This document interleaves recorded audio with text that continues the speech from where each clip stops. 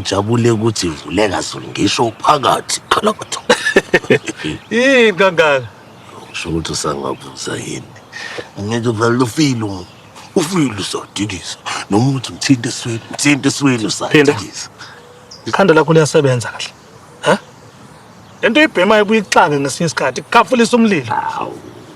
Ujatshuliswa ukufaka umuntu. Hayi nanokuthi ngijabule uvuleka Zulu ungena. Ngisho mina lenja lo ubaba uyibulele nakancane. Ubona nje kubeke ngokwami ubengani mayivuka mphinde futhi. Athi uthi uyavuka mlahla. Hayi phinda, uphinda. Hayi bophinda. Ngitshela naba. Hawu. Yena waze ngathi umthanda. Lo muntu beyive empilweni zethu sonke isicefe ejola la ekhaya futhi. Kodwa lo muntu nomndeni omthandayo uyindodana yomuntu. Nathi sinemndeni sithandayo. Uyaphikisana yini wemsusu wagebhezini nesinqumo esithatha usibindi? Hey, yazi wena phinda udlala kuyasho ukuthi awufundi. Emva kweminyaka engaka ukafundi, thenga ukutsheleka. Inqoba izitha. Undlovu ayiphikiswa. Sengisengafundi ukuthi yamdedela izinto ngendlela afuna ukwenza ngayo.